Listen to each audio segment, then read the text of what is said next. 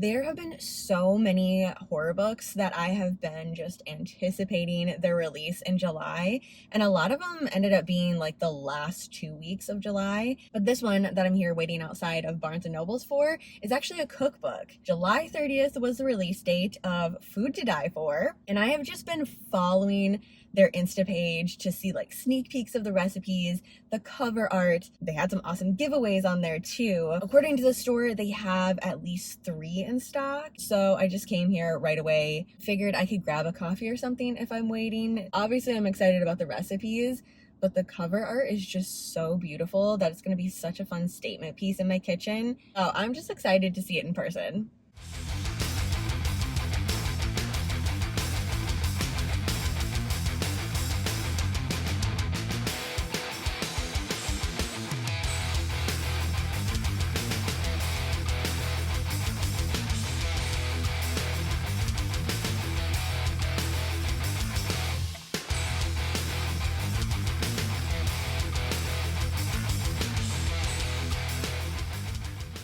We need to give it up for the cover of this cookbook. How freaking stunning is this? Honestly, I want to do this as my tablescape for October 1st. I do something a little spooky for the first day of October just to really welcome in Halloween. Bust out my crochet table runners, spooky napkins, haunted goblets, and then have some sort of spooky treat to go with it. Which means I need to work my way through this cookbook before that day comes. We have plenty of time though. Recipes and stories from America's most legendary haunted places. Even though I'm excited about the recipes since this is a cookbook, it's all the other tidbits about these haunted places across America. Praise for food to die for. Amy does something that almost feels like magic in this day and age. She pairs fascinating historical storytelling with real visceral context. The results, I'm happy to report, are absolutely delicious. Like, there are just so many of these raving reviews here. Dine on the dark side. Get a taste of haunted hotels, eerie ghost towns, and legendary dwellings across America in this delightfully sinister cookbook. This is gonna be a read-through cookbook for me. Like, I'm not gonna just go and pick and choose my favorite recipes like I do with my other cookbooks and just kind of, gloss over all the other facts. No, this is sit down, read start to finish, and then pick out my favorite things that I want to make from here. You just have to show this flower bouquet one more time. So freaking beautiful. Introduction, join me on the haunted table. So yeah, this is what I'm going to be doing here today. The cottage cheese. Look at that. This is just wild. This was missing from my kitchen through and through. I have actually one of those stands for cookbooks. At the moment, I don't even know which cookbook is on it. Probably put away, to be honest. I don't cook a lot during the summertime. It's just not really my thing. I don't get a lot of enjoyment from it. This, however, is sparking a lot of inspiration, and just coming down to the kitchen and seeing this, I mean, how am I not gonna wanna grab it, leaf through it, and pick something to make for the day? Mary Todd Lincoln's white almond cake. Okay. Just need to find a bundt cake pan now, which, funny enough, was on my list of things to find Halloween decor hunting this year. I wanted like mini bundt cake pans so I can make tiny ones and kind of like stack them up and display. I am gonna have to make a little alteration from this. I do have some dietary restrictions, but I'm gonna try to do it as close as possible to the recipe. Flour, I'll replace almond flour. So it's not gonna be exactly the same, but it'll be the essence of the recipe at least. Whole milk I'll have to change for almond milk, which actually might be pretty good because it has the almond slivers chopped up in here, and then add the almond milk on top of it. Ghoulish ghost towns. And I just love a good ghost story, I feel like it's gonna make these recipes even more special since every single recipe is attached to a story like this. And it's like a lot. It's not just a tiny blurb on the top of the recipe. No, there's the full page recipe and then a couple pages chit-chatting about everything before we get to the recipe. All right, I really do need to get going on our crochet along today, but I'm gonna set aside quite a bit of time tonight just kind of going through this entire cookbook. Maybe I'll make a little tea mocktail or something to go with it. Okay, not the crochet along. There we go, move you. 93 Nights to Halloween. We have rows 15 and 16. Day, we are officially starting the tiny little foot of the TV. I think we do 2 squares of that, or maybe 3. For 15, we do 1 square, and then 16, we do 2 squares back. So 3 squares in total, which I am doing the color, this soft gray for the TV now. Let's set that up actually. Is everything tangled? Yes, I grabbed it the wrong way. There we go. So here's what I have right now is the black, red, and black. I'm gonna need to do black, red, move this over, add the soft gray, and then add another red too.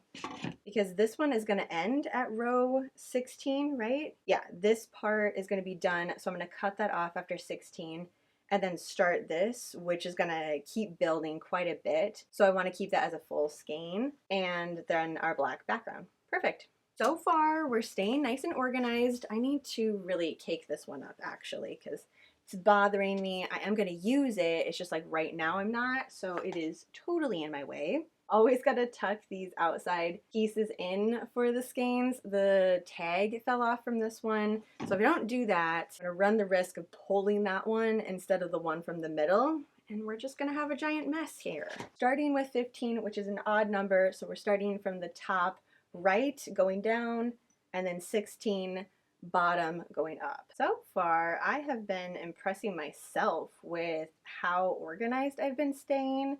I think this is going to be my new favorite way to do color work of any sort, is just have this giant crate. In fairness, I haven't really moved yet with the crate because all of my movies are up here, so like why would I move around? And it's been really hot outside lately, so the idea of crocheting a blanket outside is just like not appealing to me at this moment in time. But I do feel very confident that if I were to pick this up, it's not gonna change or move around too much. On the bottom, I have a couple of these yarn bowls to kind of smush the yarn and keep it to the front here. I have those like all lined up right here. And also, having my pattern in this tote with all of the graphs and papers and everything that I needed, I didn't even plan on, but I love it, and I'm going to continue to use it for my next colorwork project too. Okay, how many do you have? 2, 4, 6. I could actually use this exact color to make a little table runner. I had something in mind that I was going to do with color work. Don't know if I'm going to do that still, now that this book is going to be like my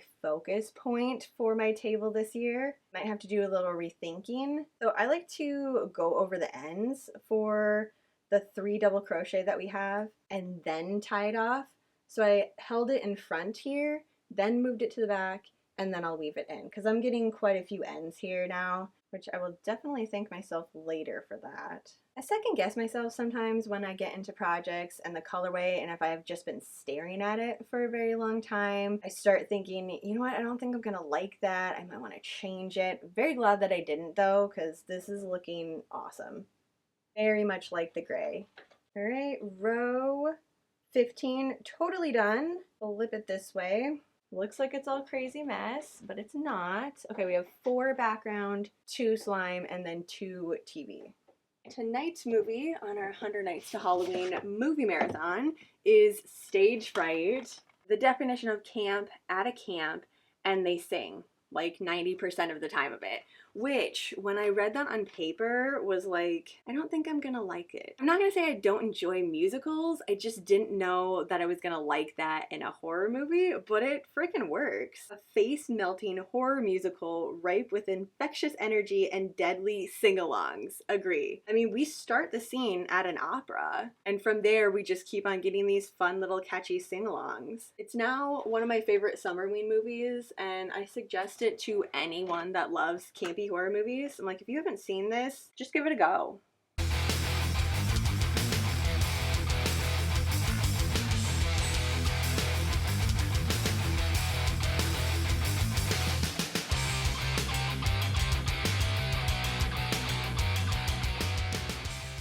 Last night's movie, I honestly wasn't a big fan of. It just wasn't campy enough for me, and the story was kind of just all over the place. I kind of understood what they were going for, but it felt like there was four different plots going on at any given time. And every character was just kind of underdeveloped to the point where I really didn't care about them. And not even like a I don't care about the character as in a slasher movie, you know, where we don't know their backstory and it's totally fine because they're all just running around a campground type of thing. This one was like we were supposed to care about them. Even the main character, I was just really confused about a lot of things most of the time, and it was very slow. It definitely drug on. After that one, I ended up putting in Cloverfield Lane or 10 Cloverfield Lane, just as kind of like a buffer for the night. I watched another one too. What was the other one I watched? Oh, Casper. Yeah, I just threw that one in too. I do have a few other ones that are new on my 100 Nights to Halloween list, so I'm really hoping that I actually like those. But I do that every year. It's like I choose my favorites. Normally like 90 of them are my favorites, and then either I'll pick some that I've watched that I don't really remember or ones that are brand new to me. Otherwise, I would just choose my favorites and watch the same ones over and over and over every single year. Just need to switch it this way, left instead of right. And there we go. Everything is all straightened up again. It's just really fun to me once I figured out how to work the color work and not keep it tangled all the time. It is just so much easier. But anyways, here we are. The last little bit of today. Rows 15 and 16. Okay, so that's it for today. Have a super spooky rest of your night, and I will see you tomorrow.